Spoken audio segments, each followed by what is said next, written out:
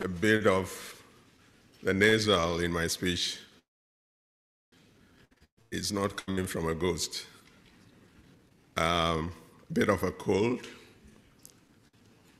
Yesterday we had a special treat from Professor Wole Soyinka speaking as a creative artist.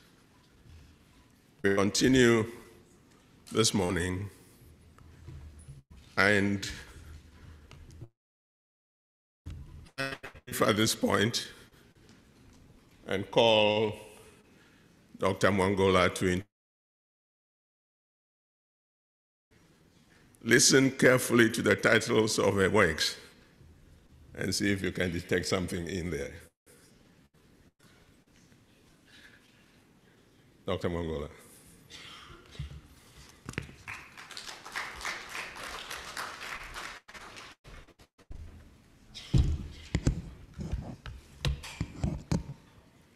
Thank you, Prof. Good morning. It is indeed a privilege to be invited to introduce to the Codestria community gathered here and all those who have joined us, our end-note lecturer, as we begin to wind down on what I am sure you will agree with me has been a very stimulating and successful conference. With your permission, as we are dealing with the storyteller, I would like to begin with a story.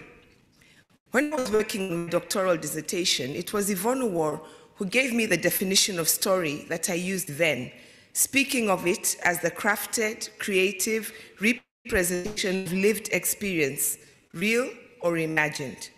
This is a definition I continue to use now in my own research, teaching, and practice. Since I only have a few minutes to set the stage for her presentation, let me borrow from her own wisdom to give you not just a dry recounting of biographical facts, but also convey a little of the essence that brings her here before us today.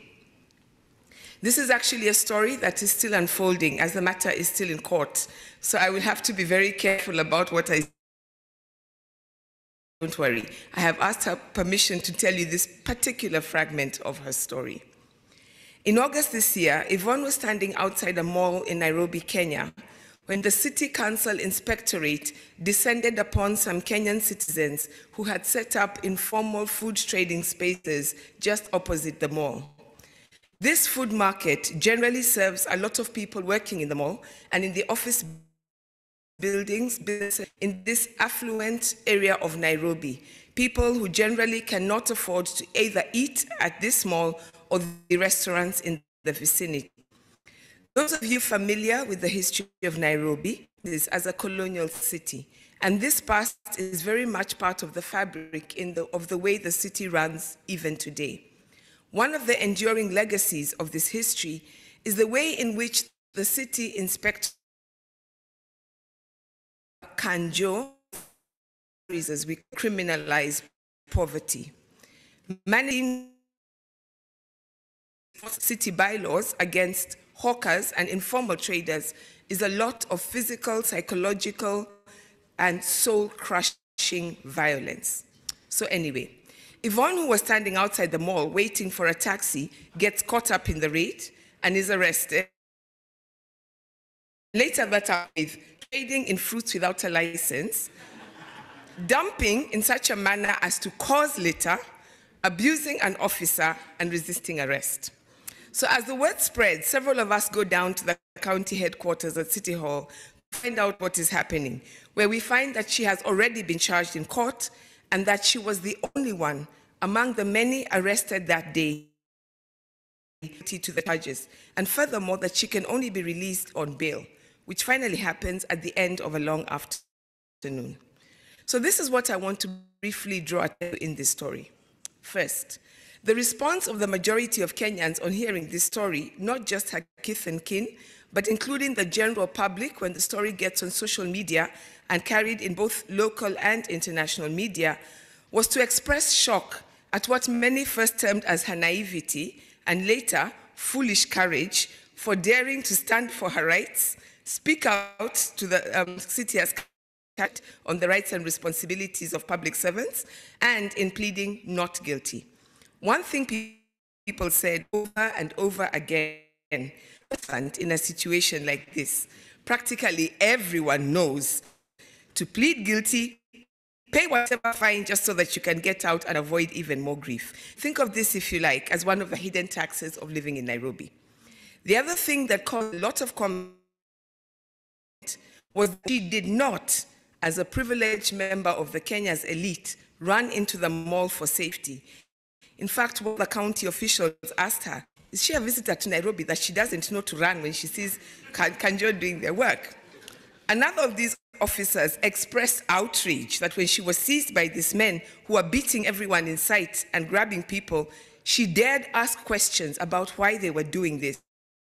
She did not meekly go along with them, but struggled.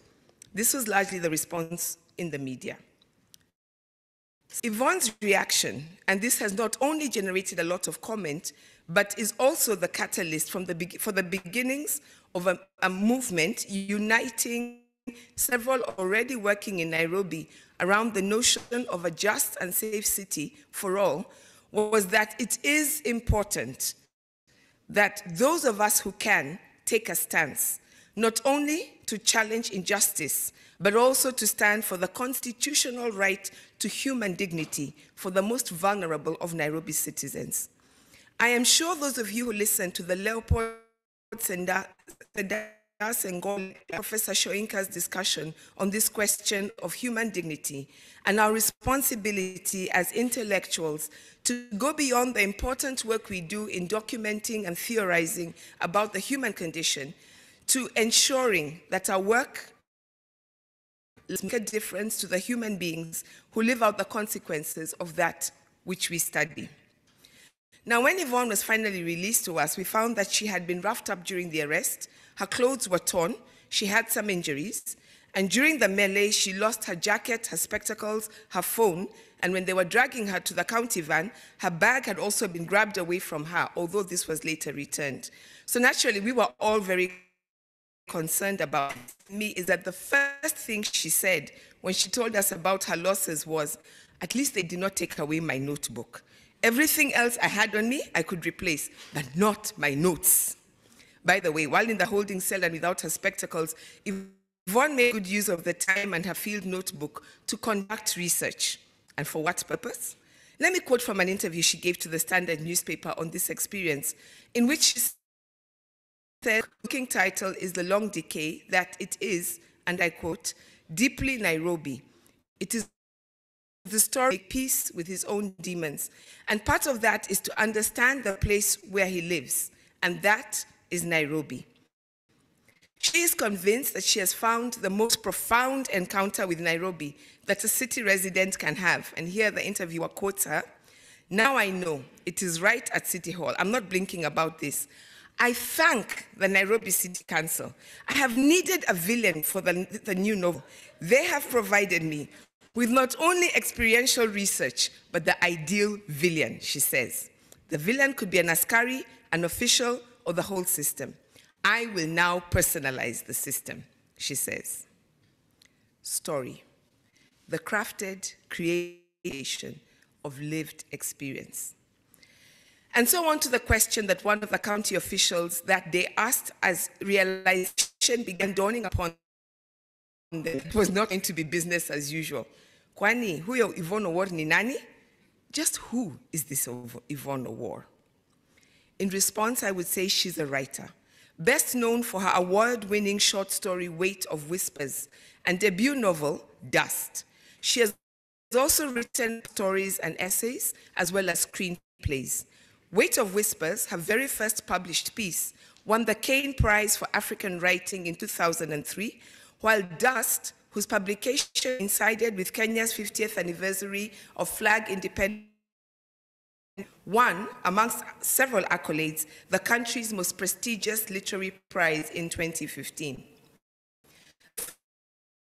Explores of members of a refugee family fleeing into exile from the post-genocide ravages of their home country into the uncertainty of a future where everything they once were slowly unravels, while the latter delves into the lives and stories of another family that stands, if I may borrow an expression from Dr. Ken Walibora's presentation yesterday, as a nation suffering post-traumatic. In March next year, Yvonne's second novel, Dragonfly Sea, will be published. I'd be remiss if I did not mention that this is a book answering Professor Fatima Harak's challenge to us in her presentation in the keynote panel on our first day to carefully engage with the longue durée of globalization and indeed of globalization as experienced peoples. It is also in conversation with President Thabo Mbeki's insightful Sheikh Anta Diop lecture, urging us to do things, engage critically with China. And point out the many ways in which her writings speak to conversations we have had this week, not only in the plenary, but also in our panels, including, for example, the way she engaged concerns and as well as the challenges faced by Africans of the contemporary diaspora, their way, finding and making home away from the homes of their ancestry. But since I am not the one, let me leave it there.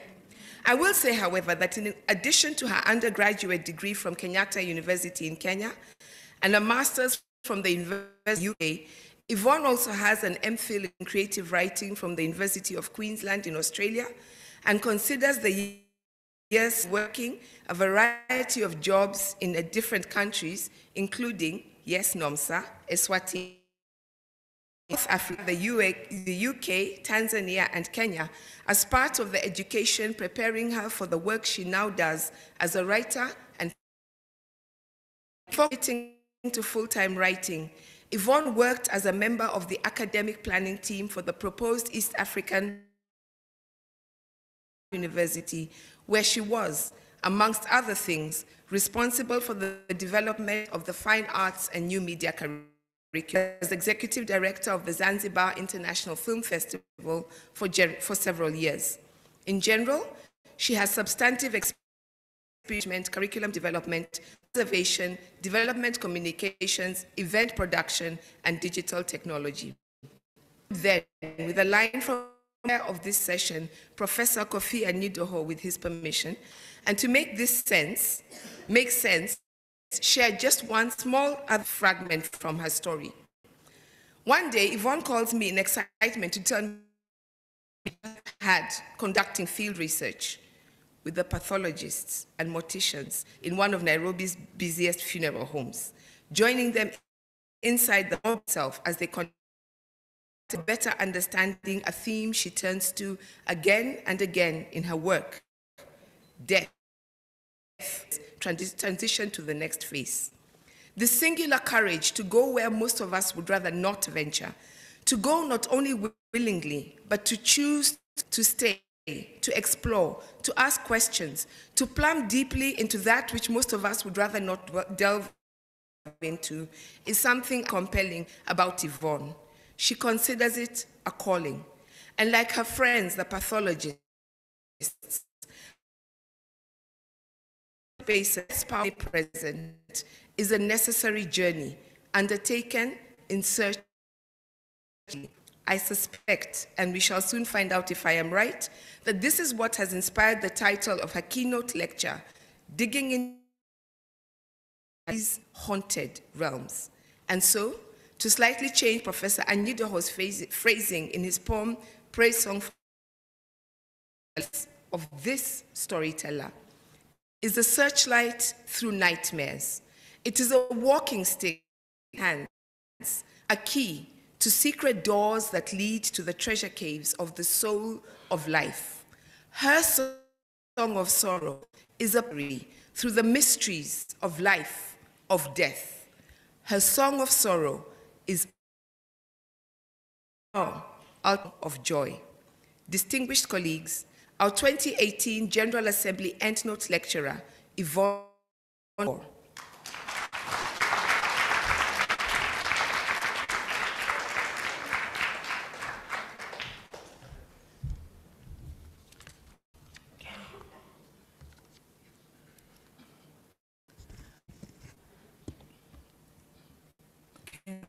Are we set?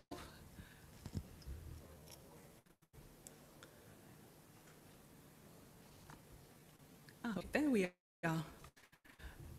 Dr. Mushai Mongola, thank you so, so much. You truly honor me. And I'm truly honored to be here. Thank you for the privilege to stand and speak to you.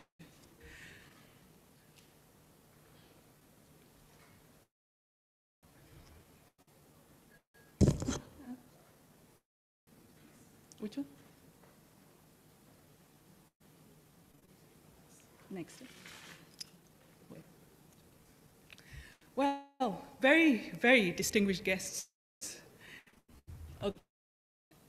Which button did you push? Next again. Ah, okay, okay, all right. Very distinguished. The Equestria President, Executive Secretary, Executive Committee, and because I used to run a festival, those who are behind the scenes, the teams involved in putting this thing together, scholars, friends, and gentlemen, a good morning to you all. What a pleasure it is to be here among you in this, the largest and most diverse gathering of African social scientists on the continent. What ideas, what a stimulant, what a treasure. Thank you for the opportunity to be here in a place about which my heart has long dreamt of and which I'd only visited through history, fantasy, music, and its personalities. I realize that I am an interloper, but a most grateful one, the word, unfortunately, so that the next time you shall be inundated by the many strange creative types and might experience a pang of regret for having invited me today. But good news must be shared, and I have a big mouth. My brother, you cajoled me into visiting and then pinned an endnote to me. Rousing summation of the days of our event, and indeed what days these have been. What thoughts, what power, what word, what beauty. And I do desire to do justice to the call, my friend. And I will weave in the treasured contributions of the many here, and these may show up in different forms, including questions. But please, can we call this something else? For the panegyric form fled from more, it is proper to hope that anyone who walks up to this podium approaches it in peace. I confess to you all that I don't. I do not come in peace, nor do I stand here ready to deliver a soothing message. And therefore I beg your forgiveness in advance for what I will say. For most of it is rooted in unease, in discomfort, and in a sense of urgency. There may be raw, rough, and rude words involved, but I promise you no offense is meant by these. The muse made me do it.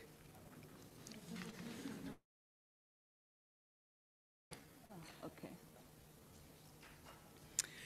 There are several questions, mostly rhetorical, inserted into this summons.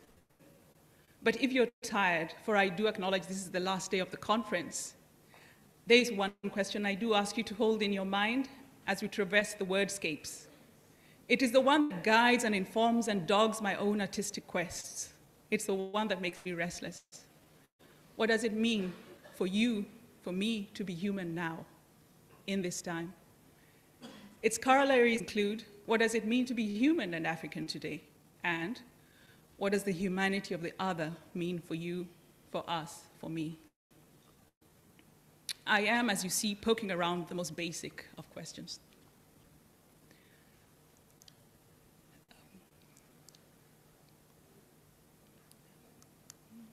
Figuring out this thing. Oh, I see, it's opposite. There is a slideshow, as you can see, that accompanies this presentation. You can also choose to ignore it, and maybe even just enjoy the colors. It's drawn from all sorts of sources, interdisciplinary references. There's some proverbs, a couple of conceptual inspirations dropped in, and certainly elements of story. Now, when I refer to Africa, I mean all of Africa, including the alienated territories of Lampedusa, Mayotte, and Reunion, and all our seas, lakes, and rivers, and the Africans of and in other spaces, known and unknown.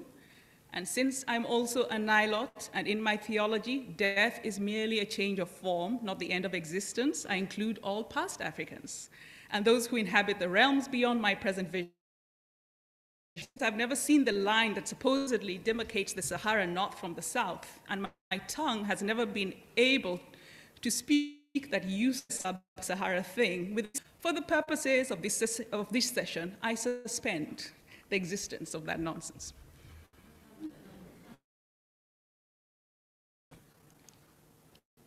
As so generously mentioned, isn't it?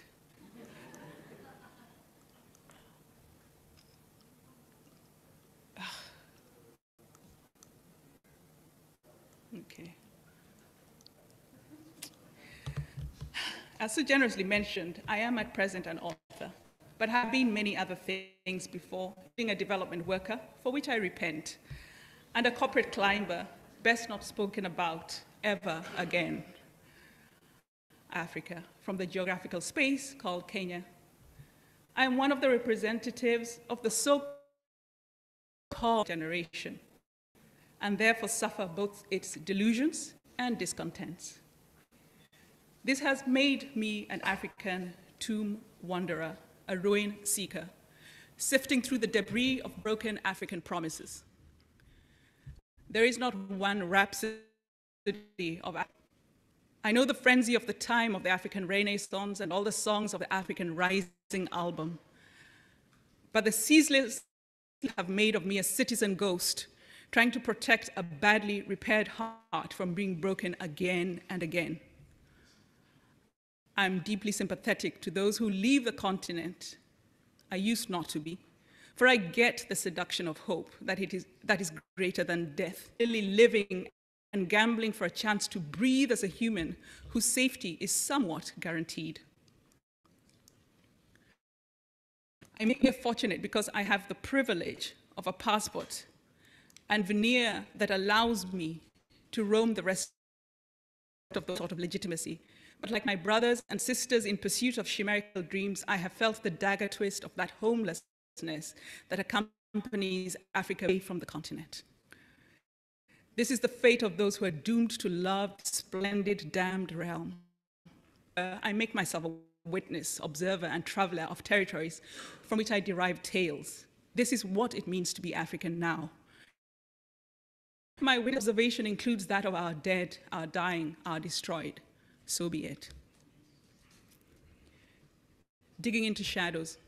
From there's a legend of a mighty military man, a commander-in-chief whose military feats were unassailable. Despite all attempts at wounding his body, would neither bleed nor die. His name was Luanda Magere. His legend, no expeditions dared confront him or his army from Kano. Kano's closest neighbors and livestock raiders, defeated several times by Luanda's army, were kept fearful and restless about the situation. After a while, they decided to sue for peace. Included in the peace package was a most alluring female, the symbol of a peacemaking that would confirm a future relationships. Luanda Magere, feeling affirmed in his virility against the wise confirmed all aspects of the deal in the manner of a long line of African negotiators who do not take the advice of those who actually know better. The years eased along, and there was some domestic bliss. Still, Luanda's raiding expeditions elsewhere continued to meet with great success. But they came when our hero felt under the weather, a common flu maybe, and the old ways of intravenous medicine involved applying a razor to the skin in order to insert the necessary prophylactics. He had gone to have family, and the buxom second wife of peace was, as always, nearby. She Luanda's skin, but the razor splintered. As his flu turned worse, and first wife, sole keeper of the secret, suddenly confided in his new beloved and told her that the secret was in his shadow. To heal him, she did. The shadow oozed blood. She inserted the herbs into the wound in the ground, hung around long enough for Luanda to heal. And when first wife returned and realized what had happened, she covered her face and told Luanda in not so many words. And second wife disappears, horns of war sound, battle happens, spear, sniper, targets. Second wife watches. Luanda Magere falls dead, battle is lost. But the good news is that where Luanda fell, his body turned in Kano, actually where I come from, for years, until the former prime minister's family carried it away into the family. Anyway, had it that if you sharpened your war spears on the stone of Luanda, whatever you targeted, you would receive. The digger into shadows, who discovers the hidden source of a warrior's strength and power. There's something of our continent in that woman. Those who have ears, let them hear. Life essence embedded in shadows is not uncommon in our various cultural milieu. The idea, certainly among certain coastal communities of the coast of East Africa, is that if you want to capture the essence of someone, wait for his or her shadow and dig up the soil. Shadow as prognosticator, and once read exposed to light for a certain kind of healing to occur. Haunted in the title, and tried to imply its original meaning. Haunted. I was playing it with it because of its more current meaning. I gather and refuse to leave. There are some conceptual underpinnings that inform my position here. Mostly of the South Americans, namely Aníbal Quijano, who helped expand and deepen the notion of colonialism, Walter Mignolo, Enrique Dussel, Santiago Castro Gomez, who coined the phrase the hubris of Point Zero, with references to the dominant paradigm enforced by extremes of violence that positions European cultures as the primary culture of universal reference. Tumbles, supported by the pillars of modernity, including capitalism, reason, but only as defined by anointed thinkers, economics, neoliberalism, and a theology of science with its dogma of secularity. Quijano and the others, at a time like this, a time as this long season of ferment, what you're calling the crisis of globalization. For, to crudely paraphrase them, there's only a limited time period that bullshit can endure. That the world is in ferment now is no secret. The world is in such flux and has been for a long, long time. Major historical processes are underway. Some major civilizational shifts are unfolding. Uncertainty, disquiet, renewed local reasons. This is a world where our certainties are crumbling. We're in a season of the world where is that of giving a name to the realities of our now. We might also be preparing ourselves for yet another mass bloodletting. But this season also exposes our African contradictions in fresh new ways, so that the things hidden are coming into light. As African citizens, we have become more those who entrusted our sovereign dreams and imagination have taken these to a roulette table and lost the nations. We do not know the full extent of the brokered betrayals yet, but we can now admit that we have been here before, haven't we? Our ancestors, during those first colonial venturings in the 19th century, were not mere bystanders. Many colluded with the invaders to wound their own people. And so the national myths we have used to now tribalism are also falling apart. And that is a good thing. What this time means for us as Africans in Africa and elsewhere, though, is less certain. And though the state of globalization might be in a crisis, it might be a crisis for others, in a continent that has stumbled crisis to crisis anyway for over 400 years, this turbulence is just one of many. If we might dare to imagine, maybe this also represents a new opportunity to try to call forth a new vision for how we want to be in the world.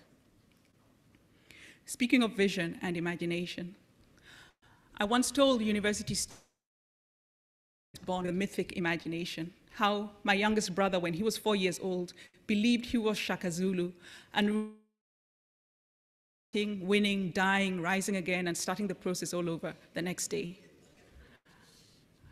But then the student into the hands of adults, parents, teachers, priests, and the National Examination Council, who will proceed to scoring mythic sensibility out of them until a perfect clone will emerge, who will then be able to perpetuate past foolishness, preserving mediocrity. And again, we force a madness and a sadness upon not dream of finding new stars, who will learn to mistrust dreams unlike their peers elsewhere, a generation raised to understand that stars exist to us, never them, never Africans. For if you cannot dream of stars, your leaders can pretend to be moons. Good, that's the presidential motorcade of the president of Djibouti. For if you cannot dream of stars, your leaders can pretend to be suns and moons. So as they beam upon you on their rush to, there are so many elsewhere, you and die for and hack elections for them and forget the power of your own story in your heart. Godwin is not here, but I wanted to tell him, I'm really sorry that a representative group of the under-20s are not here in this place. For these are the identity formation years. And right now, for the many, it's the internet feeding of themselves, because the pulse of energy of thought they crave and imagine and seek is unavailable and inaccessible. And what I've found right here is that the pulse of that which they seek. In this place, I have found aspects of Wakanda and its treasures.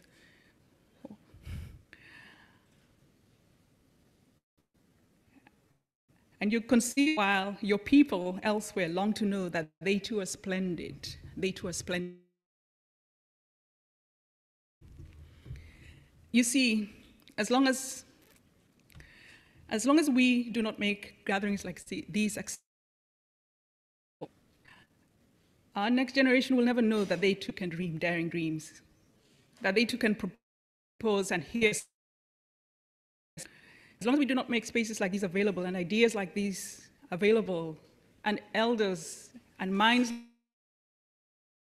that's been longing below you, you keep them vulnerable to those who make no bones about distributing their imagination by all means necessary. I am convinced, I have long been convinced, that the primary African nation, its perversion, its diminution, the most significant indicator of this crisis is our seeming a lexicon, certainly for our shadows, our suffering, our horror, and all our devastating humiliation our being, because in these lurk the terrible, suffocating demons that prevent the inner liberation that we all, the subtext in our many urgent questions here. And those with the world's not seen are also the word exorcism.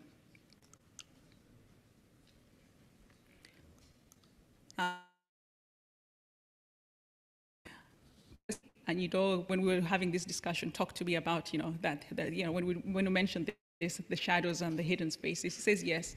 Our ghosts are familial. They only trouble the person spelling mistake, they know.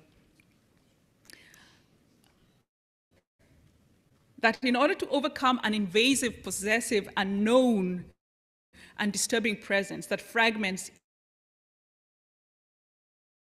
be called out. And it is the naming and the omission of that naming that actually is the most wretched, the most difficult part of the ritual. If as a people, a collective, we still struggle stories of the light and the darkness, at least to ourselves, how then can we imagine evolving and articulating a world? Whatever we speak out will be full of holes. How can we situate ourselves in the world with stability and certainty?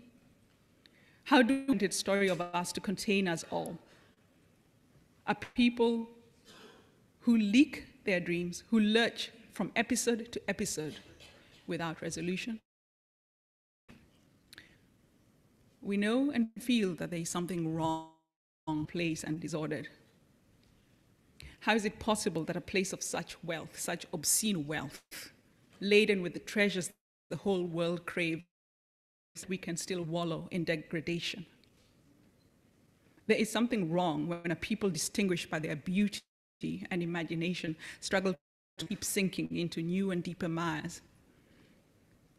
It is tragic when we hoard that in order for so many of us to know our excellence as human beings, because of what our nations have made of us and made of themselves, in order to breathe and live in death, we often have to leave home, leave the continent, the same continent that the world seeks out, because it is here that they can make their wealth.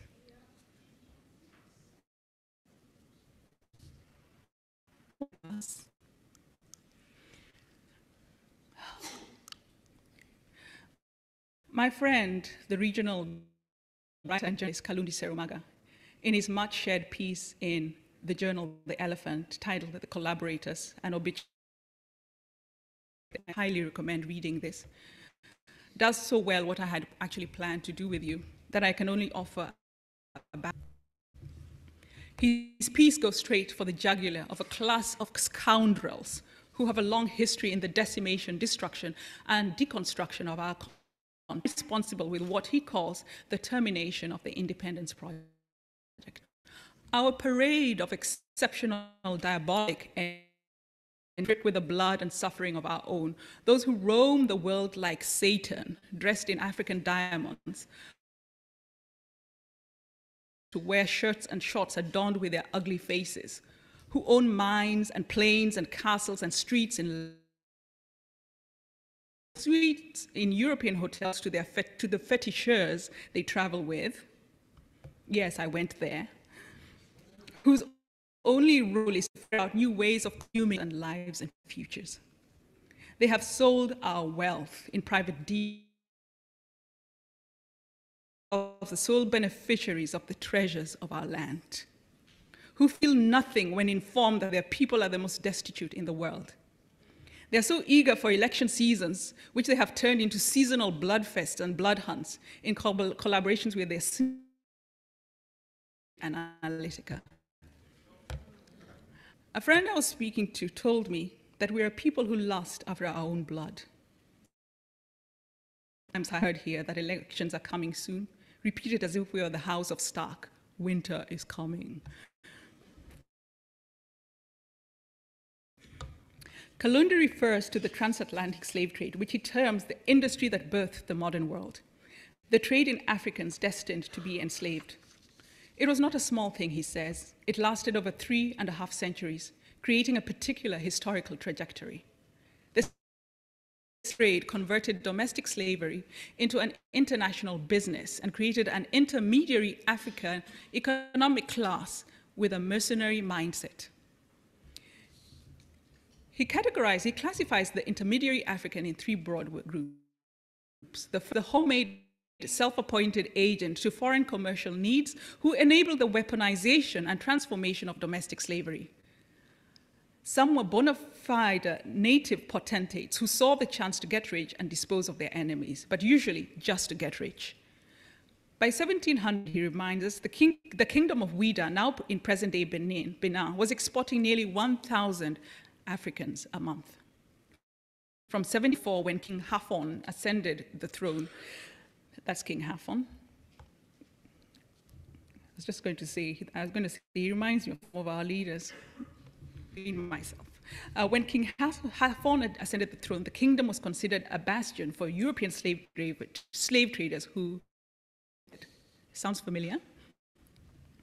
Another type of intermediary African was the enterprising kind who simply emerged from the community, the hustler.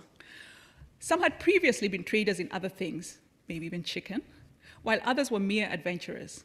And lords masquerading as native kings or chiefs in order to having the and sell other Africans. The embryo of a nimble and agile socio-economic class marked by a culture of cynicism, venality, opportunism, and a whole lot of stupidity. This will be mass-produced through the mission school, Kalundi tells us, and would have preeminence all over Africa. Serumaga then leads us to the crux of his argument, that we can see of ourselves from the outcome of the trade in enslaved new class and enabled by the then global powers, has created the template for the Africa we live in today. Substitute the minerals, or aid money, or coltan, and the words castle and palace for respectively. And basically he says, you're transported to many an African capital city today. He concludes,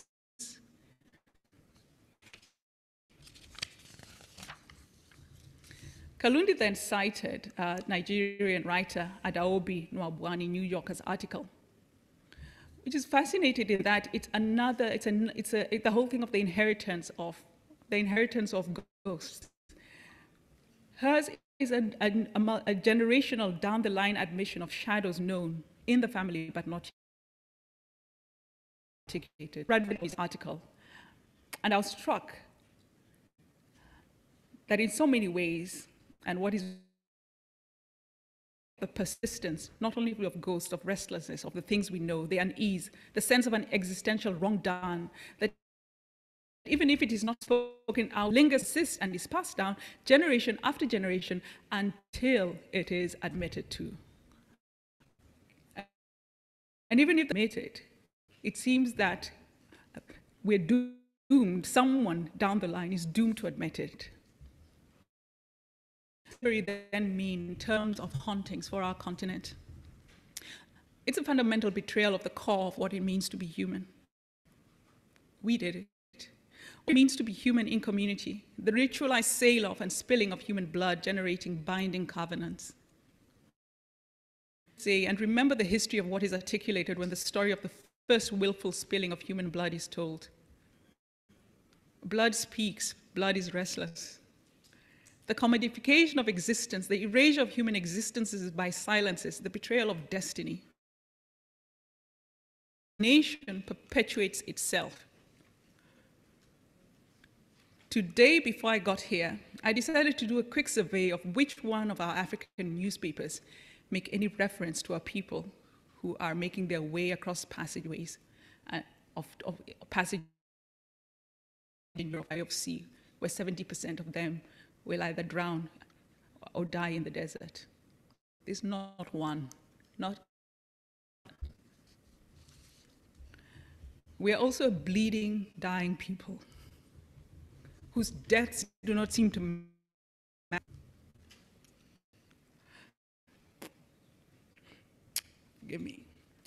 As I speak to you,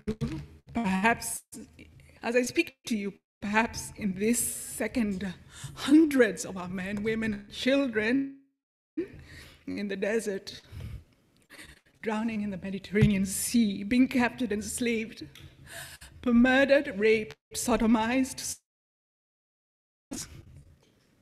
Last year, a cynical but sad European doctor friend told me that at organs.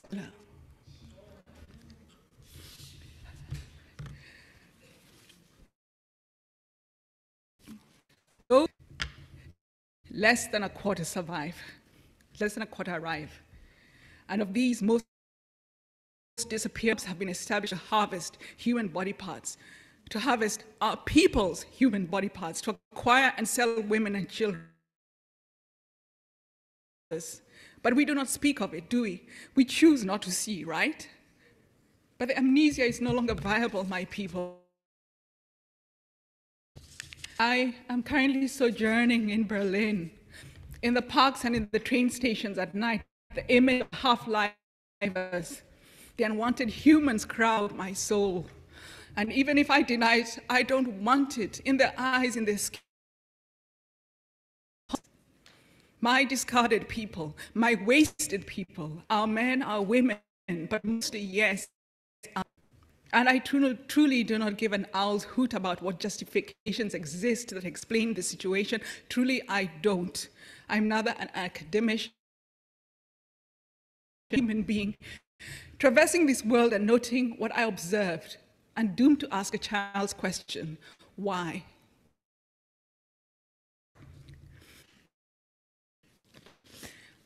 Most of these hanging in parks of Europe, lingering in train stations, empty at midnight so that they can get a bit of warmth. Begging, digging into bins to pick up the discarded for other people. Why? If these are Africans, when they are octogenarians and nonagenarians, have a stranglehold on the soul of their nation. Creatures from the darkest of depths who rule their nations from hotel suites in Europe. Entities whose largest armies are made up of thieves and fetishers whose primary role is to consume the life of their people, their nation, their continent, and who pour blood to doom their very own. Look at us. After the 2013 election, accept and move on. It was assumed that the diabolic violence of our post-election violence could be made to disappear. But the violence and its leading from it, we need political peace and are caught up in an eternal death roll of a putrefying form of corruption if we are not done. We are consuming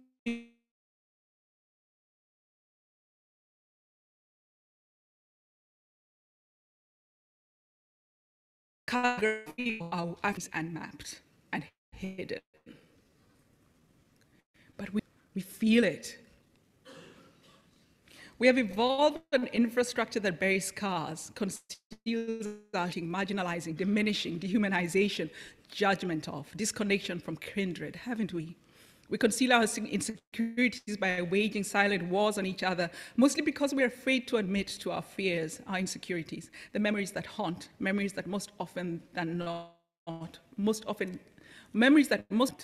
even from our own direct experiences, but we feel it in our bones, in the things we do not say, in the silences within our families and communities. And whether we like it or not, we know what our forebears did. Am I wrong? I have asked this before, allow me to ask it again. As a continent, have we ever grieved our betrayals, defeats, and losses? Certainly of the notions of self, family, community, worldview, gods, goods,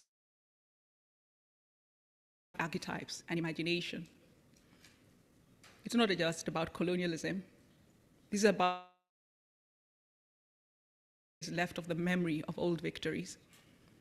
Have we mourned what it means when for centuries men could not protect or provide for their families, and women and mothers could not shield and protect their children, and children could not rely on their parents to keep them safe or guarantee them a future? For the war has been a long one. It started in 1884, and it is a war, and the war is horrible. And have we apologized to the ancestors that were betrayed by our own? Have we interceded on behalf of the ancestors that did the betraying? The past is omnipresent, you see, and it can act as a trap of the future if it is not reckoned with. And yet our leaders blithely troop armies, men and women whose bodies we shall offer as cheap sacrifices for other people's wars, who are doomed to win no real war because usually obsolete. Here we are dressed up like the resplendent toy soldiers in Tchaikovsky's Nutcracker Suite, and just as useful. We put a pot-bellied man wearing more medals than sense in a motorcade flanked by grown men hanging off the windows of cars when our people are turned into lemmings. My people, what name can we give to this psychic disorder that afflicts our communities? What has shattered us so thoroughly that we cannot even raise a dirge over our dying? What does it mean when people's lives to ensure their own survival? Monsters that terrify us so that we are potential onslaught activities will guarantee in 100 years the end of us. What happens when the rules and regulations governing life are ignored? Accursedness, someone calls it.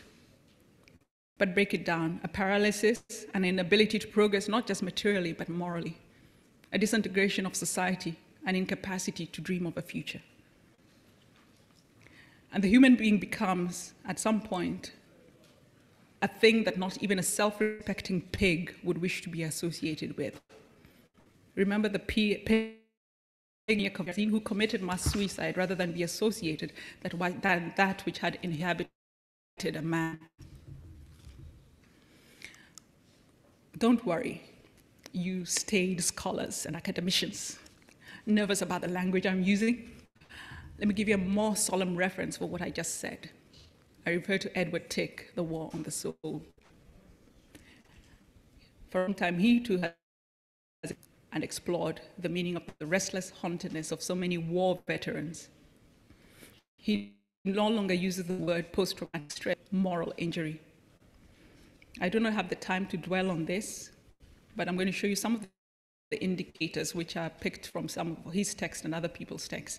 I'm sure you'll recognize some of the words. Some of the words will be of resonance.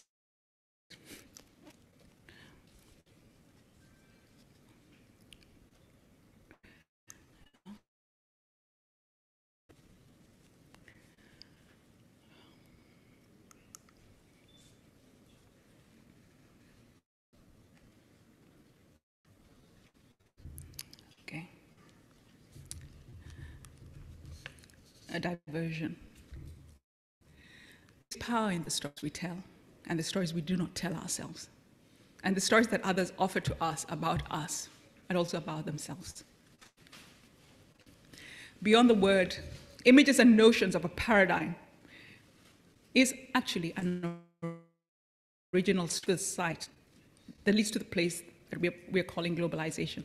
This is a story that grew, that became the way the world started to believe it was, and then started to experience it. Instruments were installed to solidify this story, and a group gathered around its aspects to make it real. This relied on perception of its absoluteness, its omnipotence. It reinforced itself through art and acts of persuasion, seduction, fake, most significantly, the future. It was intelligent enough to understand that it always needed to invent the future and its language, a constant aspect that keeps it going. It was also willing to apply extremes of violence unto death in order to retain its privilege, prestige, and power. In 2016, Argentinian Semitician Walter Mignolo gave a lecture on global, where he tells of how Pope Alexander VI in 1484, in the Treaty of Tordesillas, took possession of unknown lands, which is the rest of the world, and then divided the world between Spain and laying the foundation of what we come to call the East and the West. The point I'm trying to make is all of these are constructed. Someone's imagination. Someone draws a line, East and West, and suddenly everything we write, we assume that these things become real, right? East and West, Mignolo reminds us, is a papal and also monarchical fiction that comes ontological. Reminds us, if we was no Western civilization as we know it today until the 16th century. The narrative of the Renaissance consolidated, popularized, and revised the idea of Western civilization, according to Mignolo. He reminded his audience that international law was also an invention of the 16th century that became necessary to justify the planetary land grab. Mignolo observed that before this consolidation and appropriation of the lives and lands of others, the world order was what he calls pluricentered. There was no one single civilization that impinged heavily upon others, even though there was extensive global commerce. Mignolo goes on to say a lot of fascinating things that you can look at yourselves if you wish. Useful for this particular excursion is that it's a confirmation that nothing actually stops our continent itself as a hegemonic force in this season of flux. That the hegemonic is limping, that we can dare to take advantage of that situation for our advantage and those of the coming generations. But to do so, we require an act of daring, and that act of daring means to look within. Anyway, everything has a beginning and is linked to a single or collective imagining that creates worlds. I re-echo Professor Fatma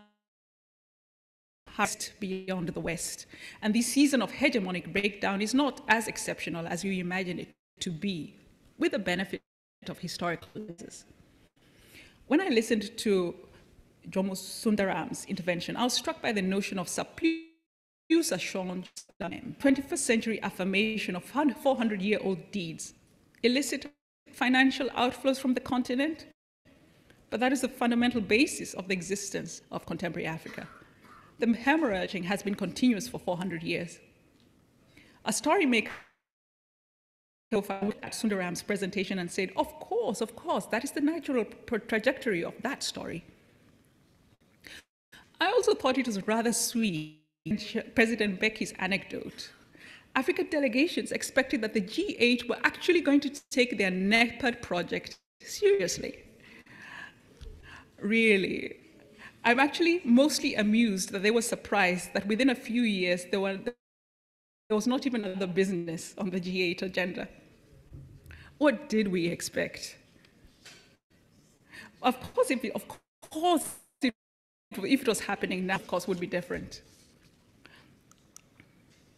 Okay, that was the treaty sample of the treaty this year.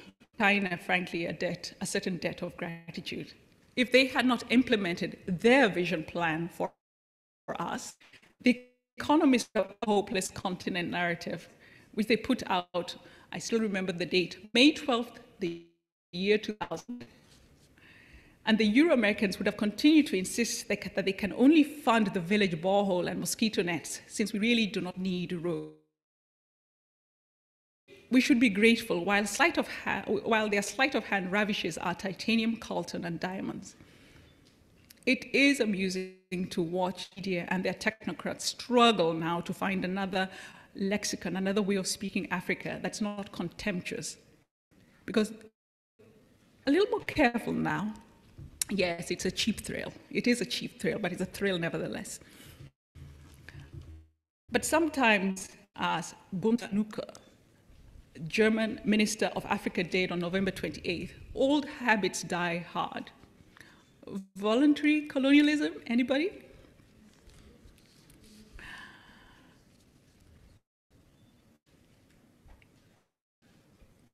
We are not wanted anywhere. But still our people leave our shores. A light note. A few years ago, I kept sending the International Organization of Migration emails and one letter. Yes, it was a bit mischievous, but I was asking them for figures of north-south migration, particularly the statistics of Europeans who emigrate to Africa. I even sent them a picture of the many, many young European economic immigrants in Nairobi and Maputo. But they never replied. My feelings are still hurt. But to the social scientist data cruncher, since statistics are used to make decisions and leverage position, these numbers should not be inaccessible, should they?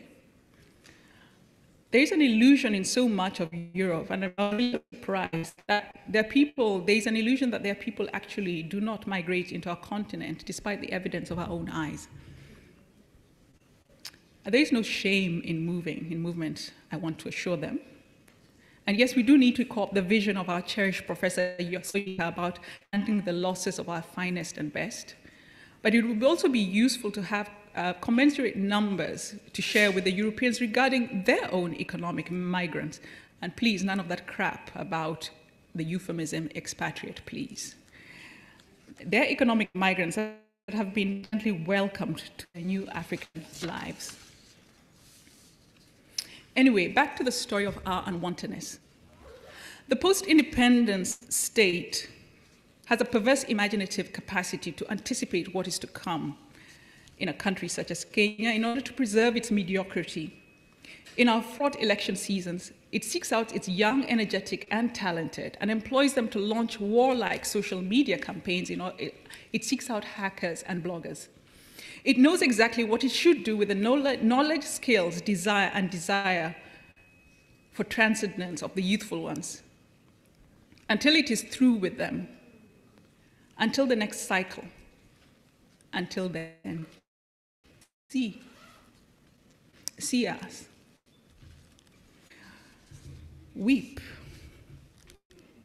but you won't, especially you, my brothers, because you have believed that you're African and therefore must not be seen to grieve. You must not express your fears, and so you will carry the ghosts from even more centuries until your heart cracks from the weight of it all. Isn't that right? Are you not tired? Our youth. And it is quite disheartening that despite the awareness of their numbers and their skill set and the fact that they have understood that they have the power to change even the politics of their nation and region, these young people are still unable to mobilize themselves to take charge, to force change.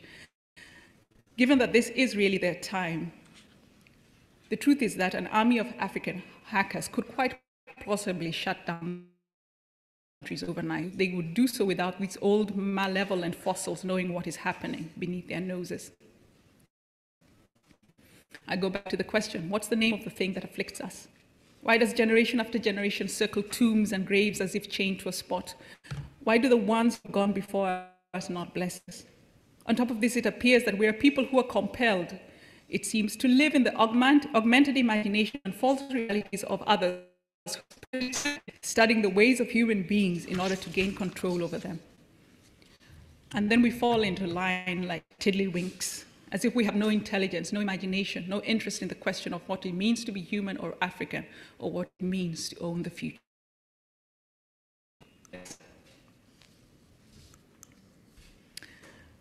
The most diabolic wars we have fought since our so-called independence have been wars against ourselves, civil wars, a ceaseless cycle of fratricidal slaughter. Our weapons and war machinery are all directed within, so that our own souls, our own hearts, desecrate our own bodies, offer our oil wells for the chance of access to more guns to use against our own people. Look at us, my people. We have launched an attack on our homes, our families, ourselves, the core of our society, weakening the fabric so thoroughly that we're losing even the language to engage each other. We are willing to use brushes to tar every human being, every man as a paternalistic, chauvinistic monster, and every woman a perpetual voiceless victim, and every child a unit of production that must account for its existence before it's allowed to be born. Not once asking ourselves, what does it mean for us to be human? What does it mean for us to be African and human in the world today? And I'm running out of time. A very quick story. I think it's important. This is Sakulina. I learned about it from an biologist, a Wissenschaft colleague where I am in residence. So Sakulina is a genus of what you call barnacle, a marine-based parasitic castrator of crabs. What this parasite does is to block reproduction in its host completely or in part for its own benefit. It frees its host from its rights to aspect of a full life, so that the host, which is the crab, will fully serve the needs of the parasite from the time it's infected to the time of its death, without it actually being aware that it's actually doing so. The crab, the host crab in this case, changes its culture and behavior in the service of this parasite, which approaches it in larva form and settles in a joint where it cannot be detected or removed. The female parasite implanted in the crab means that the crab cannot molt, cannot grow, and is unable to. It fragments itself from the whole community of crabs. And it behaves at the behest of this invisible demon, and it serves it with loyalty, even to death. The crab's hormonal balance changes, it becomes sterile, and the male crab's body even changes to resemble a female crab, widening and flattening its abdomen, and it performs female mating dances, and develops nurturing behavior, including nurturing a brood pouch of the parasite, not its own. It defends this thing against even its own crabs. The idea of the control, that a thing that is unknown can control the mind, body, history, present, future, and dreams of an organism, that then spends its entire life servicing this unknown parasite's dream, had great resonance for me with regard to reflecting on African spaces. And there are others that, if there are parasites, invisible parasites that drive their host even to suicide. Like predation, I read from Wikipedia, parasitism is a type of consumer resource interaction. Wikipedia actually uses that phrase, consumer resource interaction, and for a moment I thought I was reading a World Bank document. Try to imagine a way out for the poor crabs, would you? And coming from Africa, but I suspect there was maybe a version of the parasite that sits on the thrones of our many leaders, certainly in Kenya's parliament, just waiting for them to show up. Okay. It's not by coincidence. I wasn't in. This is John Bolton. He is some sort of, has a law degree. This is what he has to say about Africa in a speech that harkens back to an old Cold War delusion. I decided to listen to that excruciating speech, that droning voice, in order to believe the contempt, the ignorance, the hubris, the talking over and above an entire continent, its obsession with China and Russia, as if it is a spurned suitor. What should an African do with this? Cold War babblings being forced back into existence. Chauvinism. What are we to do? Wave and nod, as my brother would say, and trust this, the profoundly insecure and insane will just go away and bother others instead? Or do we treat into silences, our usual inarticulation before the sustained humiliation by an ass and other idiots here knowing damn well there's bugger all we can do about it, right? Yet his was a war cry. And let me correct that. We are not the treasure. The resources the world needs from our lands is what they want. Our humanity is disposable. Our treasures are not. But do we have the guts to go straight for the jugular of this consolidate, mobilize, pushback, and ask for a detailed explanation? Perhaps this ill-conceived New Africa plan is bound to fail, given that it has nothing to do with us, but everything of the North American fantasy of China in Africa. However, given the tendency of that jumpy country, there's a need for caution, with a wariness one extends to a permanent member of the lunatic asylum. Yet this is a strategic opportunity for us. If the metaphorical Occident is afraid of China in Africa, and to some extent Russia, could, as a people and region, explore how best to leverage our desirability towards a particular goal. A goal that answers that question: what and how do we want to be in the world today and in the future? If there's an ongoing scramble derived from this retreat of globalization, coupled with the weakening of the one-voice Euro-American alliances, what opportunities and constructs offer themselves to us? nothing. The Boltons of this world will source and find some local idiot whom they will, and through whom they will diffuse their general stupidity. But for just this one moment, we can dream, right? What is the texture of an African imagining capable of rallying African populations and those of the world? A vision that matches up to and transcends the seductive death imagination of Daesh, Al-Shabaab, and Boko Haram, who have branded death as cool while offering a transcendent idea for the young to fight. The death vision, of course, is easier to conceive than a vision of life, you know. But what does that you do not have, Godwin? Talk to me. And my pen is poised to take notes.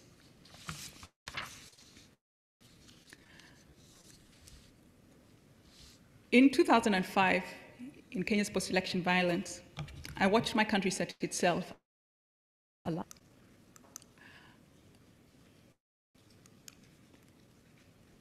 And what situation increasing, and then the cars showed up at the gate of our house, and the gate was pounded on with urgency. And I went to see who it was, and there stood my friend, the writer, Binyavanga Wainaina. He was very direct, very clear, very crude in his words. Yvonne, he says, you cannot effing sit here behind walls when our country is effing burning down. We are writers, get your things, we are going. Binyavanga had hired a brave taxi driver and had gone around the city collecting writers and commanding that we travel madness. We were so stupid and naive, for we should have asked why we were the only 2 cars on the national highway. We might have been killed, but at that time it did not matter. We just could not sit still, wringing our hands, waiting for some messiah to swoop down and rescue us from our mass stupidity. Naturally, the politicians were nowhere to be seen in the time of the crisis they had created.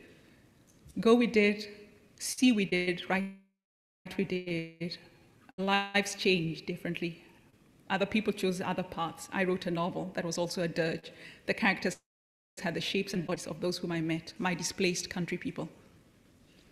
What I want to say is this, that this is a Binyavanga in a taxi season for our continent, calling for a man or woman willing to traverse the continent and summon imaginative souls with a clear message. Come, move, imagine. It needs to imagine a future. The visionaries are already in place. They are already Charya. And this, Kenyan, and that. Yet they're scattered and are striving in isolation with no support from anybody. While a state is still preoccupied with marketing the country for an imaginary white savior, that's from the brand Kenya. Unfortunately, this is a most recent offering. But I believe Dr. Mongola hastily intervened to help lower the cost of their foolishness. Anyway, in this room are some of the most potent minds and hearts with a kind of imagination that if liberated from bread and butter jobs and forced into cages and told, think, imagine, could actually create a new world for Africa. The revolution is brewed in between places, mostly of the imagination. In a world where wars are fought by proxies and machines have been imbued with the power of deciding who lives and dies, the old imagination and strategies no longer apply. But we can create a room to call for what might be, can't we? I imagine a muscular initiatory process to deal with our excessive transparency before strangers. There should be rooms in a family house reserved for family alone. Most life-giving initiatory processes are by character, private, secret, but imbued with wisdom and determined to call forth new worlds, new transitions. I did enjoy, as I said, President Thabo Mbeki's intervention and hope that Codesio will gather more of the anecdotes from others. Because apart from these are sources of intelligence, a group dedicated to the task will be able to analyze motives, interests, and subtext that such experiences reveal, and which can also inform our future negotiation strategies, especially if we can, as a continent, consolidate a collective vision and speak with one voice. From the president's session, it became apparent that we do need some properly trained men and women who are skilled in perception management and law, grounded in the psychology and culture of the people with whom our countries negotiate deals, We're also now aware that we mostly send brokers, merchants, vagabonds, negotiators to work out deals for us. As I end this exploration, in lieu of summing statements, I leave you with a couple of open questions. What do we need to do in order to secure the well-being of the heart of our continent? Borrowing the words of the psychoanalyst Norman Doyle, how will we turn our ghosts into ancestors who can then bless us, guide us, eavesdrop for us, and intercede? Why are we in agreements with outsiders before we repair the covenants we destroyed among ourselves? Before we make covenants for and of ourselves, make these covenants for ourselves. We may call ourselves Africans, but if I did a poll and asked each one of you what was Africa in general and for you in less than a sentence, this would become the Tower of Babel. Being by unusual stories drawn from our deepest imaginings. If we were to call this future into existence, what would it look like? How do we name it? What do we need now in order to get there? How would it be ordered, governed, and managed? What are we most afraid of? What do we desire most for the continent? How do we converge and bring it into spaces so that a multi-generational cohort with a very specific mandate can call forth new life? What comes first, sovereign national projects or sovereign continental projects? What can we do with the state of African leadership today? Who are we?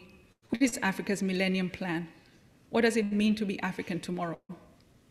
What do we want for each other and for the world? How do we want to belong to ourselves and to each other? What does Africa imagine for the world, for all humanity, for nature, for the species? What will we do about it? What do we need in order to get there? What is the story of us? How shall we distribute the story of us? To whom, with whom, and how? With whom do we gather and talk and dream anew? What is our lexicon, the lexicon of the language of the world we wish to be in? A very quick note. I have been impressed by the presence of our Chinese brethren here and observed taking notes, listening, and adapting presentations to respond to questions and concerns raised. I've also been looking around for representatives from our different African governments who have come to gather insight, collect data, gain intelligence. Are they here?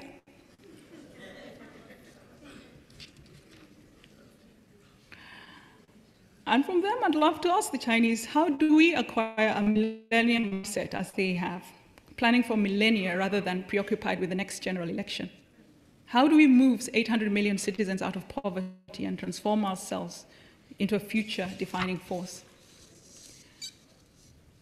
Oh, to our Chinese brethren here, please take this back home with you.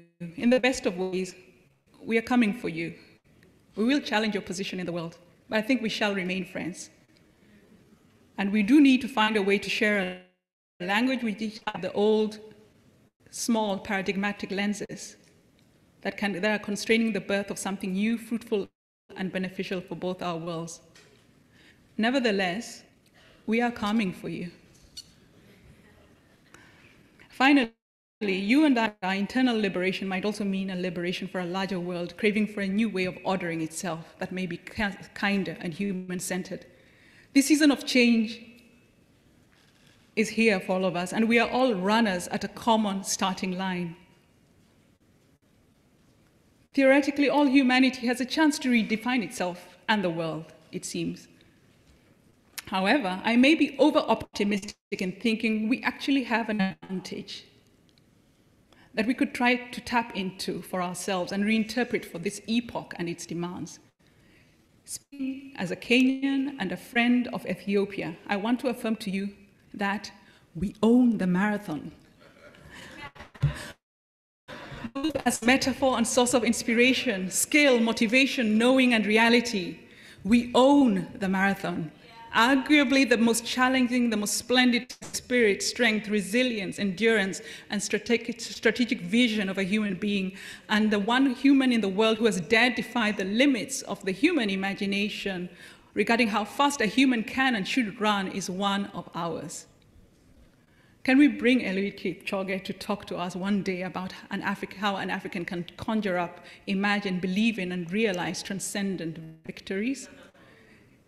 In this epochal marathon into life, into a new life destiny and a new way of being human, I believe we have a strategic and healthy and steady and strategic stealthy advantage over all others. For we own the marathon, and we can, if we cared, learn from its guardians in both men. We own the marathon and have owned it for a long, long time. Thank you.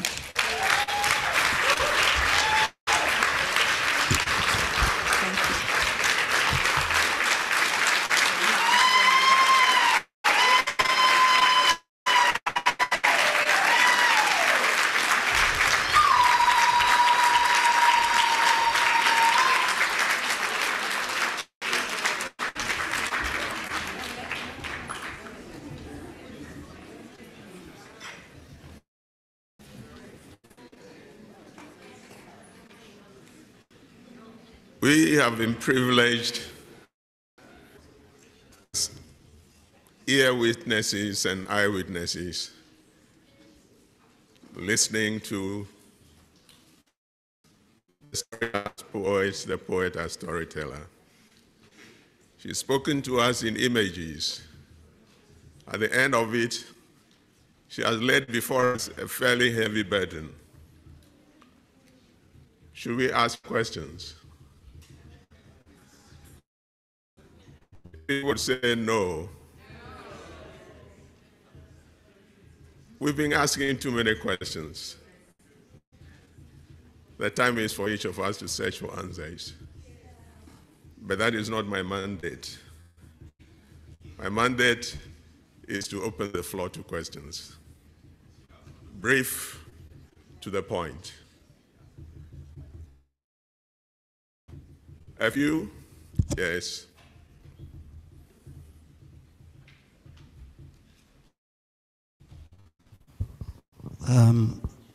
I thank Yvonne for that brilliant performance. Started using two questions. What does it mean for you to be human now?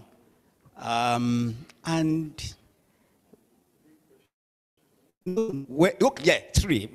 And you know, when I saw that question, something just popped up in my mind, a statement by a character in Shoyinka's Madmen and Specialists called Goyi. He says, disgust is cheap. I act for self-disgust. You begin to hate yourself living in the 21st century. And it doesn't matter where you are or America. In fact, what is going on in the United States today, that is the largest economy in the world. Everybody is filled with disgust, self-disgust in the world today. And Shoyinka says, look, we are all trapped in this eternal cycle of human stupidity. The most brilliant, most technologically developed, you find that the most barbaric, savage things do go on in such society. So it is not a localized problem, it is a globalized phenomenon, and we are all trapped in it. Then the statement by Sirumaga that independence in Africa is obsolete. As a matter of fact, if you cast your mind back to Shoyinka's A Dance of the Forests, that play celebrating attainment of independence, you know, it has a symbol there called the totem of the tribes. And what is this totem? It's a symbol of bestiality. So what are you celebrating? You know, and it makes terrible prophecies, not only for Africa, but for the whole world. It's like we are dealing with a problem that cannot be defined. You know, it's like all our writers, artists are giving us, you know, an apocalyptic vision. But the consolation is that, as Kofi Anyindo says in one of his collections, after night, dawn is bound to come. So we are passing through we are experiencing the travails of night, and we are waiting the birth of dawn. I just hope that before dawn comes, we will not die in the process of being born, so that when the dawn is finally birthed, some of us will still be alive to witness the Renaissance. Thank you.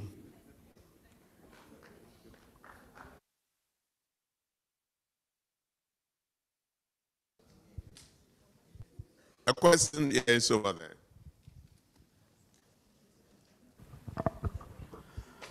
Jacques Kambale, je viens de la... Jacques Kambale. Headset, please. Jacques, just a second.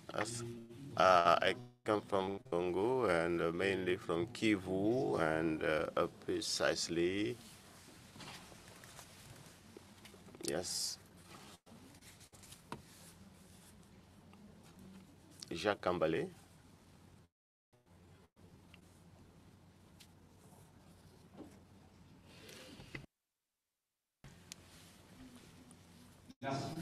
Thank you. I was saying that my name is Jacques Kambale. I come from the Democratic Republic of Congo, this country that has lost more than 6 million deaths, and I come from Kivu area and Ebeni, where we had a lot of massacres repeatedly. So my question is to know that the death that we have lost with the slave trade, with colonization, with the civil wars, and those have not been buried adequately. Isn't there a possibility? Is there a possibility to find a place where those wandering spirits may find somewhere to rest? Maybe here in Gore for the pre-colonial period, in South Africa for the colonial period, and in DRC for civil wars. I'm done. I thank you.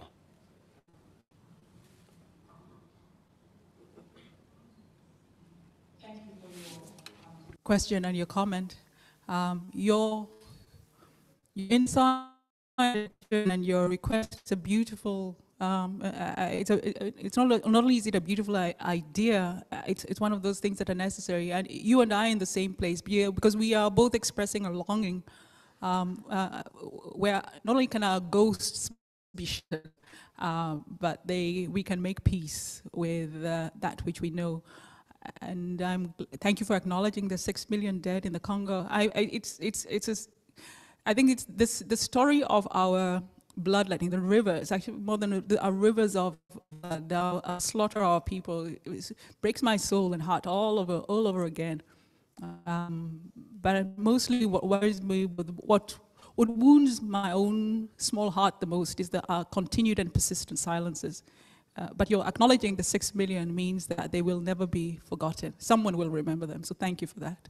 I hope Kadesi can pick up that wonderful idea.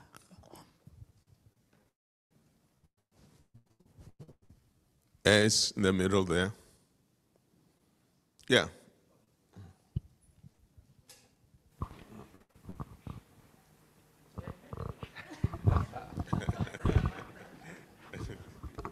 Bonjour, je m'appelle. Good morning, my name is Frederick.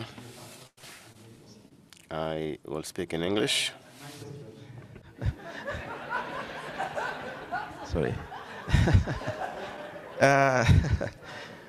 It's not a question, really. I really love the presentation because it speaks very eloquently on a problem I thought is a major problem. That is, we do have a moral crisis. I just wanted to present a situation which is, I think, interesting in the sense of, from your experience. The SGR railway line, which is a beautiful thing, given the fact that Kenya seems to want to go into the serious industrial whatever, and if you follow from yesterday's news, our deputy president now has a PhD in some science craft, and he has been pushing to have our education system towards more science and so on. I'm very interested in the way the SGR comes into the story, where seem to enjoy the fact that if you're from Nairobi, you can arrive in Mombasa, you can reach Mombasa in a few hours, as opposed to earlier. And so somehow we like this Chinese invention. But if, as newspapers seem to suggest, it looks as though there can be a problem. Of course, if you look at the working hours, and some of the stories came out of there about workers being caned physically for whatever. These stories are replicated elsewhere. I hear stories of this nature coming from places like Zambia and so on. I am interested in if, for example, in 2022, we got a moral leader, say our imagination worked, and so on, would we still, I suspect we will still be trapped with a moral leader who doesn't know how to handle this SGR situation. We can't throw away the Chinese. We're already selling the port, if you follow the news. The Chinese say they're taking over the port because we can't pay back the loans we got from them for the SGR. So it looks like we are trapped, and that seems to be speaking to part of the articles you cited, the one where perhaps we are giving ourselves over to the Chinese for a proper, more sexual colonization.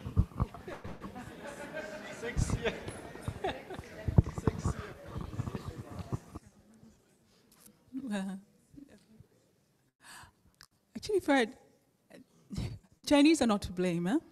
They had, no, I'm the kind of, you know, about this. What they did is they gave they offered a kind of canvas and said, "What do you want?" It takes us right back to the question that we, both as a country, Kenya, and maybe as a continent, we haven't answered. What do we want for ourselves, really? In the absence of an answer to that particular question or a reflection on how we imagine ourselves, it means that every alien, even the Venusians and the Martians, if they landed in the country and said, you need I don't know what, a capsule to go and you will get 10% of the shares of this, we will subscribe to it. Only because I don't understand why we haven't done the work, or we refuse to do the work, or we're not interested in doing the work of asking, what do we want for ourselves, and how do we see ourselves in the world? As long as a people cannot position or imagine themselves standing on the top of mountains of the world and looking down, you become vulnerable and stupid to everything else. I'll take the problem. You'd ask about if a moral leader would arise. Hopefully, he or she would be able to utilize our resources to pay back the thing we did not need. We did not need that SGR investment at all. We had a railway that could have been improved.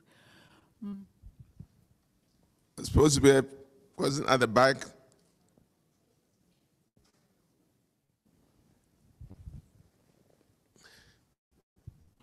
Yes, behind the cameras, yes.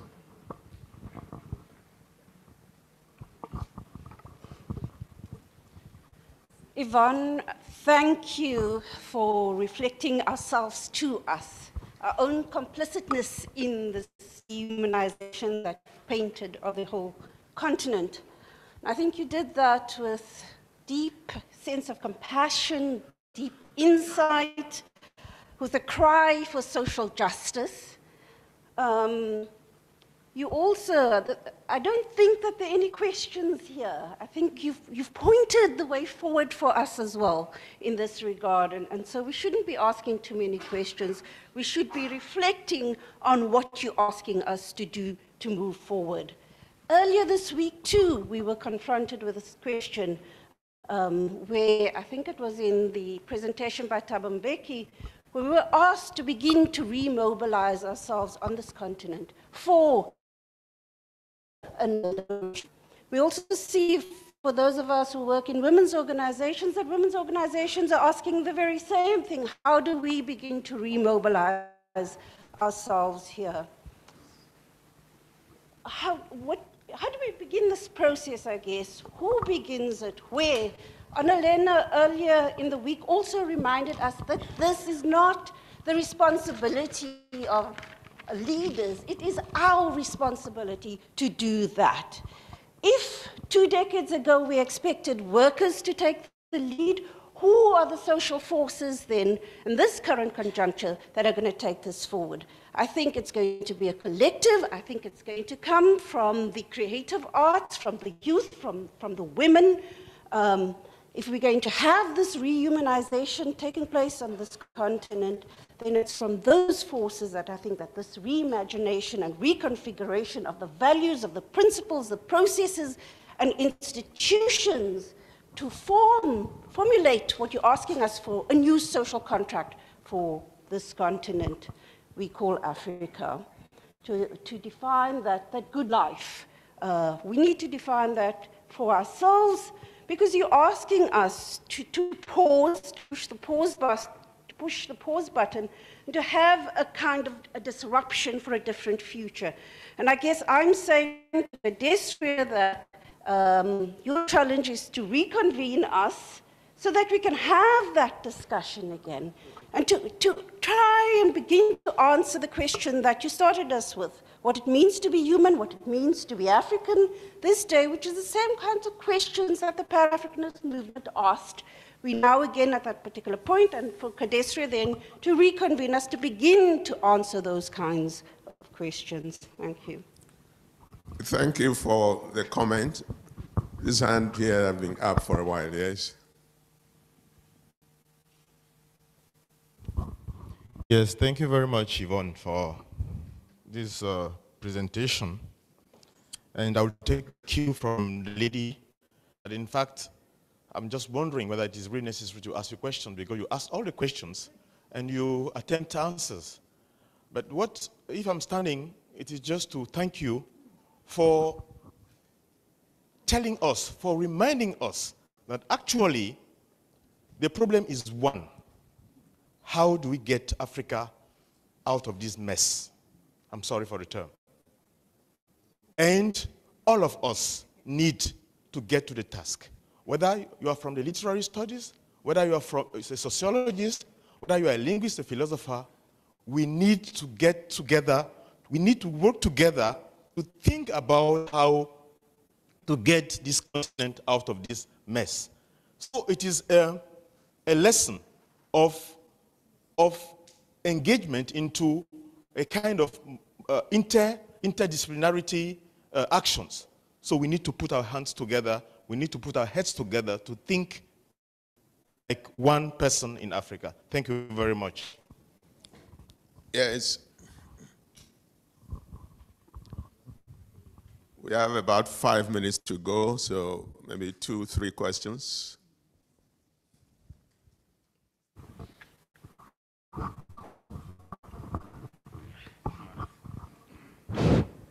Thank you very much for your enlightening presentation. I just want it's like a kind of witnessing and a question. I went to Kenya as part of a team of experts for experience in peace policy from Ethiopia. I'm from Ethiopia. And when we went to Kenya, what we found is not peace experts, but security officers.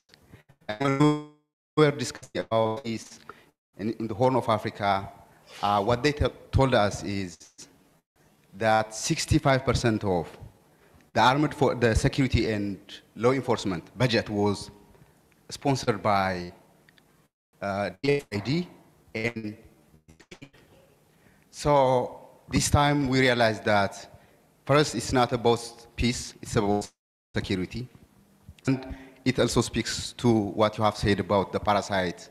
And through the funding was sent the blood of the alien, and then from that moment on, there is nothing to talk about anything.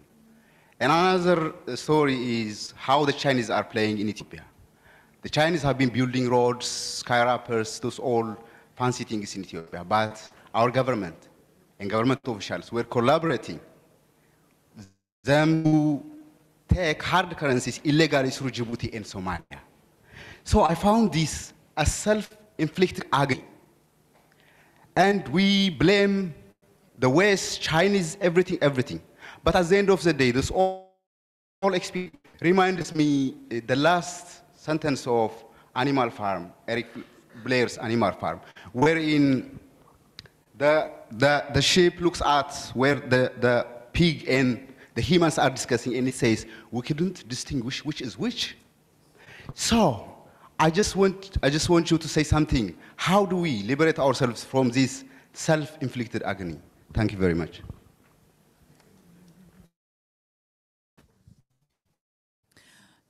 I wish I knew, but I am committed, like you, to imagining a way out. And maybe the first step would be those of us who feel this way, to find a way to meet again. Because we cry and mourn over the same things, and maybe in both grief, the power of grief is also that it brings light, and perhaps we can imagine a way out of this. I wish I knew. We recognize it, and because the other part of the tragedy is that when we, pig and humanists, these are our people. These are our uncles. These are our aunties. We know them. Yeah. But thank you again for that insight. Pulen.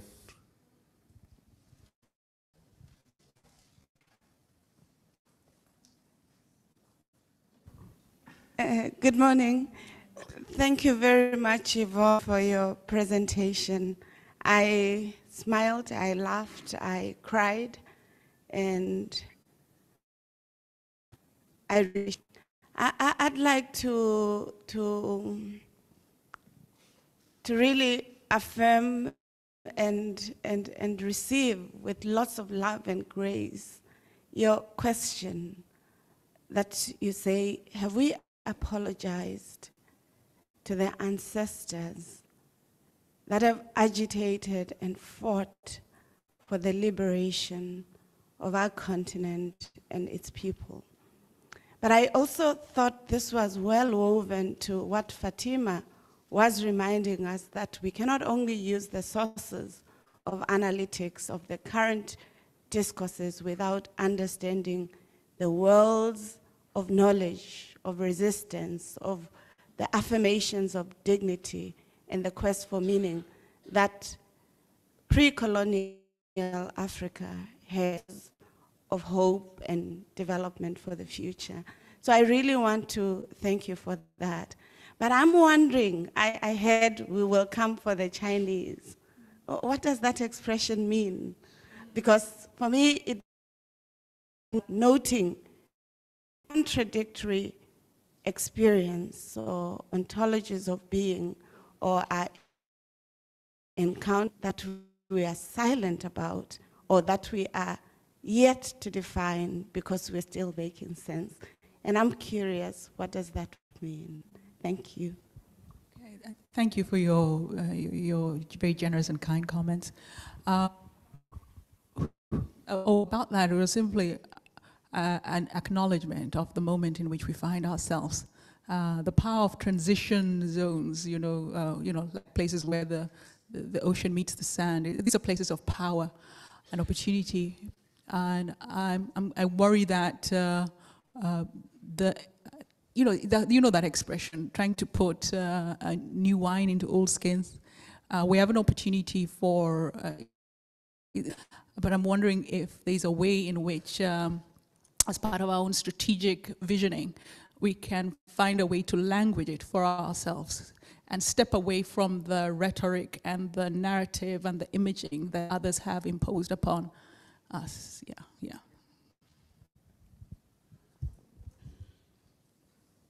Yes, elder here. And then after this, there is a hand at the back. That will be the last one.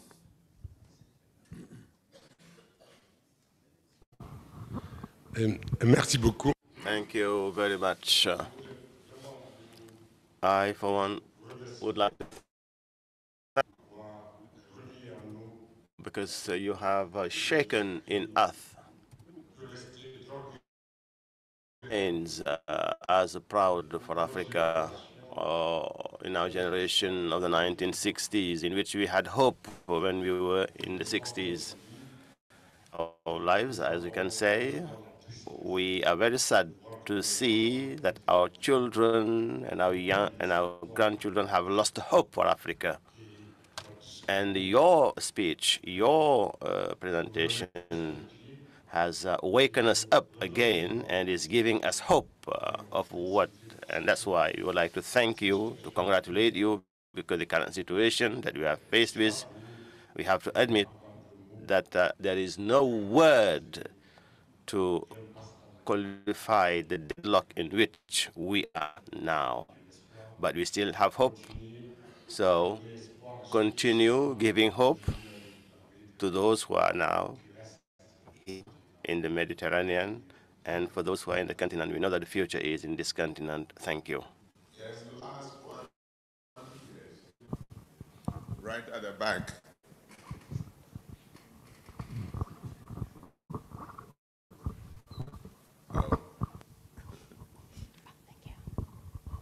Good morning, and my name is Mantem Pashele, and I'm from, and I would just like to say to our speaker this morning, thank you so much for speaking from your heart to our heart. Thank you for reminding that whether or not we want to believe it, whether or not we want to see it, our humanity is possible, but our resources remain indispensable. And as a people, can we continue with that kind of a situation? For how long are we going to sit down in the comfort of our living rooms and watch on TV when not just the bodies, but the souls of our people are just pure meat for sharks and thereafter thrown off? We need to continue with this narrative, but not just for the sake of writing papers and presenting at conferences, but as a way of saying, what do we do? Our spirits, the spirits of our ancestors, continue to linger, not only in Africa, not only in the shores, but all over the world. And perhaps with Codesria, we will find a home where those spirits will be called back. Yes, the dawn is coming, but the night is too long. But even in the long, long, long night, we need to continue working. You said to us we need to forget how to fear. And the reality of our continent is that there is fear in the country, in the continent.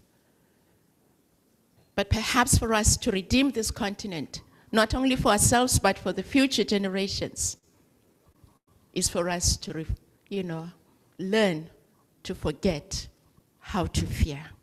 Because this is where our salvation as a continent lies. Thank you.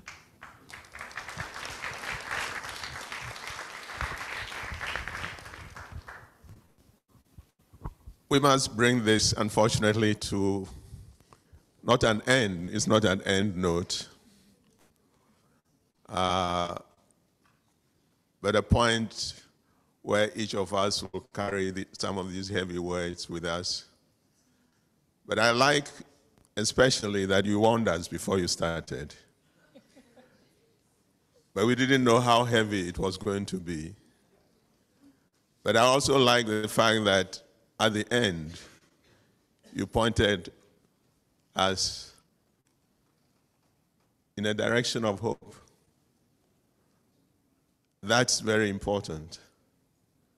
So let me pass on to you words that the late Kofi Owuor left with us in a poem that he addressed to his old comrade, Ezekiel Mfaklele. He said, above all, tell the youth of hope and the promise of hope. We have saddled them with too much of a burden. And that's why many of them would rather take their chances with the sharks than with their society. So if there is anything they need above all, it is hope. And when hope fails, tell them of the promise of hope. You've spoken as a storyteller, and you told us that there is power in the stories we tell ourselves, even in those that we choose not to tell ourselves. Beyond the stories, there must be just one thing: the chance to keep digging into what gives us the stories, the imagination. You said Africa's greatest problem now is not a crisis of globalization, crisis of what?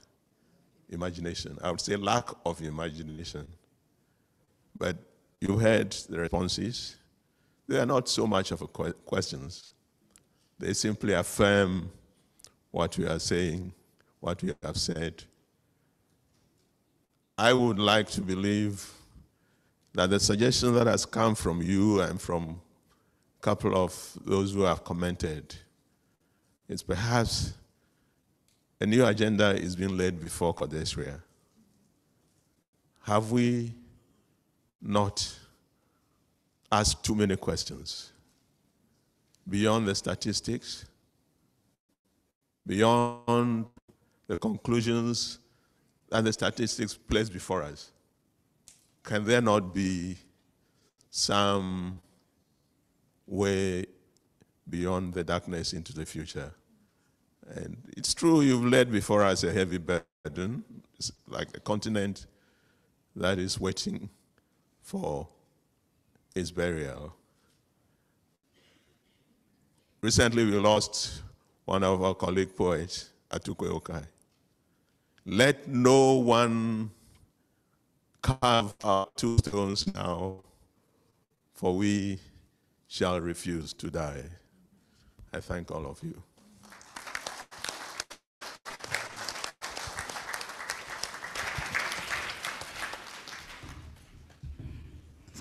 I'm no poet. I think I've only written one poem in my life, so I won't add anything to that.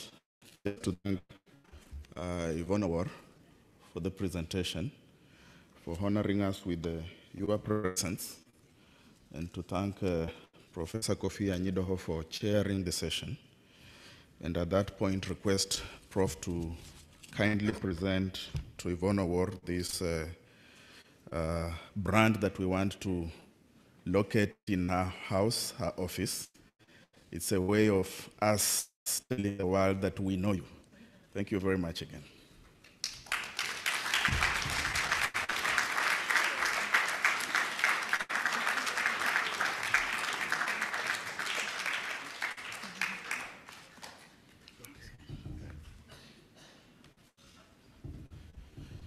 So we come to the end of this panel, and we'll take a break. I want to thank Dr. Mshai Mwangola for the introduction.